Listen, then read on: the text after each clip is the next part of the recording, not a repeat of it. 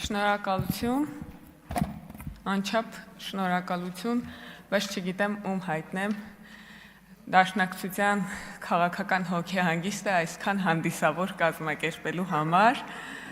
որովհետև հիրավի այդպիսի մեծ եւ երկար պատմություն ունեցող մարմինը արժանի է այսպիսի հանդիսավոր հոգեհանգստի։ Սիրելի ընկերներ, հնարավոր է, որ դուք հիմա ժամանակ առ ժամանակ այսուհետ Անդր Շիրիմյան աղաղակներ լսեք, մի անհանգստացեք, դա Դաշնակցությունն է քաղաքական հանդերձյալ աշխարհից ուզում վերադառնալ քաղաքական ակտուալ կյանք եւ ոչ մի կերպ չի հաջողում։ Իսկ թե երբ արձանագրվեց այդ իրողությունը, կասեմ մի փոքր անց։ Բայց մինչև մի քանի ելույթի անդրադառնամ ցույց տալու համար, որքան ոչ արդիական է։ Իհարկե ես կարող եի այս անեկդոտը վերջացնել այնտեղ, որ ասեի Դաշնակցությունը պաշտպանում է սահմանադրական կարգը։ Դա արդեն իսկ ամբողջությամբ կարտահայտեր է մարազմը, այն աբսուրդը, որ տեղի էր ունենում այսօր այս դահլիճում, բայց կվերադառնամ մի քանի արձանագրումների։ Տիկին Լիլիթ Գալստյանը մեղադրելով պարոն Հակոբյանին քաղաքական խոսքի մեջ, ասես, եթե չեք ընդունում, որ այն նախադասությունը, որ մենք ներկայացրել ենք քաղաքական է, ապա ինչպես կմեկնաբանեք, մոտավորապես են վերարտադրում, որ դուք ասում ա, եկեղեցու մասին գնահատական եք հնչեցրել։ Եվ ավելացում է, սա ակնհայտ քաղաքական խոսույթ է։ Պարոն Աղաջանյան, ձեր հարցի պատասխանն է։ Եկեղեցու մասին պատկերացնում եք մարդը եկեղեցու դավանաբանական կրոնի հավատի մասին միտք հնչեցնի եւ ինչ որ մեկի գլխում առաջանա, որ սա քաղաքական գնահատական էր, որ դեպքում դա կարա լինի։ Իհարկե այն դեպքում, երբ եկեղեցու քաղաքականացված թևը ամբողջ եկեղեցուն մխրճել է քաղաքականության մեջ։ Պարոն Գեղամ Մանուկյանը հասավ այնտեղ, որ խոսքի ազատությունն ու գաղափարների բազմազանությունը հանգեցրեց 004 շրջափերականին։ Ասում եմ, դա մեր գաղափարների բազմազանության կոնտեքստում ենք մենք տենց մտքեր ասում, նես չի, որ դա մեր Հայաստանի ինքնիշխանությունը այդպես զոհելը մեր ընդհանուր գաղափարական կիսն է, ուղղակի մենք այդպես բազմազան ենք, դրա համար է տենց ստացվել։ Ինչ տեղի ունեցավ հետո։ Հետո եկավ պարոն Մինասյանը։ Կհիշեք, մեզ Դաշնակցությունը ասում էր, որ չի կարելի դատել հոգևորականներին, չի կարելի դատել մտավորականներին, չի կարելի դատել հայ կնոջը, չի կարելի դատել մի խոսքով։ Ինչ որ մարդկանց խմբերի չի կարելի դատել։ Գիտեք, այսօր ուր հասավ պարոն Մինասյանը իր խոսքում, ասեց Հայաստանի բանտերում հայեր են նստած։ Պարոն Արտվիկ Մինասյանը, Ժորժ ջան, հայը հային կդատի։ Ասենք ոչ կարելի է հայը հային նստեցնի բանտ։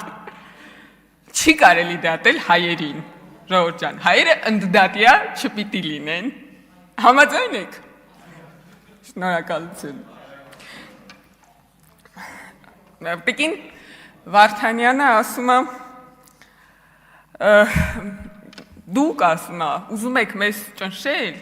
այն պարագայում, երբ որ միթե որևէ քաղաքացի կամ սուբյեկտ իր իրավունքները չի կարող պաշտպանել իրավական գործիքներով, այսինքն հիմա իրանք իրանց դաշնակցական իրավունքները իրավական գործիքներով պաշտպանում են, մենք էլ տենց դեմ ենք դրան։ Այս այն դեպքում, երբ որ օրինակ սրբազաններից մեկը, Գևորգ Սրբազանը դիմել էր դատարան իր իրավունքները խախտվելու կապակցությամբ, էլի տենց վազեվազ եկան, ասին ընդդատյա չի, եկեք օրենքին չանդրադառնանք, այստեղ սուրբ բան է կատարվում, այնտեղ այն մյուս տեղը սուրբ չի, էլի բան են անում։ Սրբի ու ոչ սրբի իրավիճակների են բաժանում, բայց տիկին Քրիստինե Վարդանյանը ավելի հետաքրքիր բան ասեց,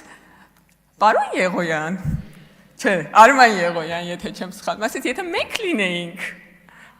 իշխանության, Հակոբ Մովսեսը չէր կարողանա այդպես խոսել, թե չէր խոսի այդպես։ Մի անհանգստացեք,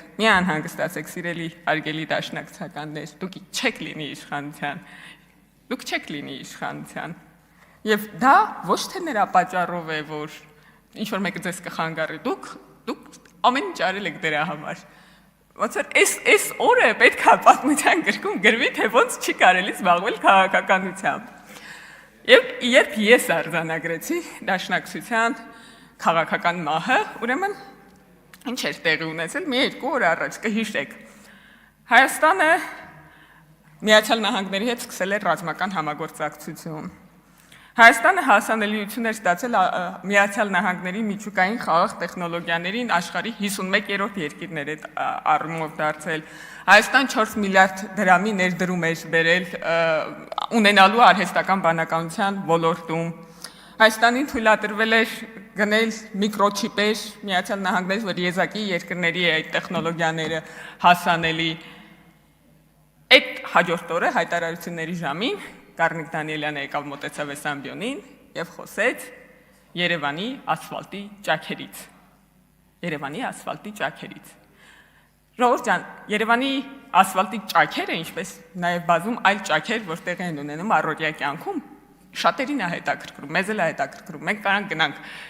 ասֆալտի ճաքերով զբաղվենք, բայց հասկանում եք Գառնիկ Դանիելյանը, գիտեք որտեղից է հասել նահանջելով։ Ոսկեպարից Արցախով հասել է Երևանի ասֆալտի ճաքերին։ Իզուր չի, որ ինքը խրամատի հետ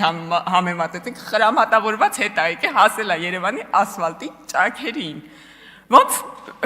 Ոնց կարելի է առանց արձանագրելու, թե ինչ պայմաններում ենք գտնում։ Դուք պատկերացրեք, ես 44-օրյա պատերազմի ժամանակ կամ ջերմուկյան մարտերի ժամանակ վեր կենայի սկսեի խոսել Երևանի ասֆալտի ճաքերից։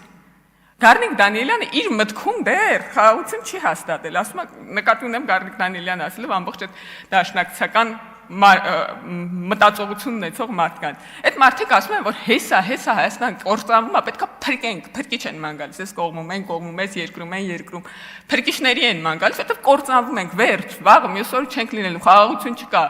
բայց եկեք խոսենք Երևանի ասֆալտի ճաքերից։ Ինչի՞։ Որովհետև մարդկանց իրոք հետաքրքրում է Երևանի ասֆալտի ճաքերը, բայց Երևանի ասֆալտի ճաքերից կարող խոսեմ ես, ձեզանից յուրաքանչյուրը, մենք կարող խոսենք դրանից, որովհետև մենք արձանագրել ենք, որ խաղաղությունը եկել է, խաղաղություն է հաստատված Հայաստանում եւ կան այո բազմաթիվ ճաքեր առօրյական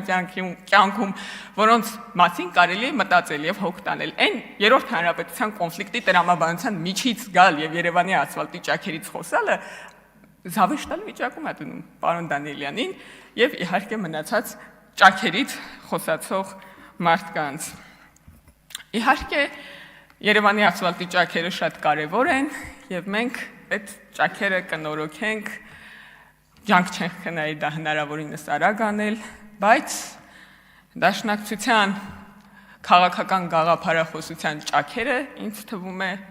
այլևս ոչ ոք չի կարող նորոգել։ Շնորհակալություն։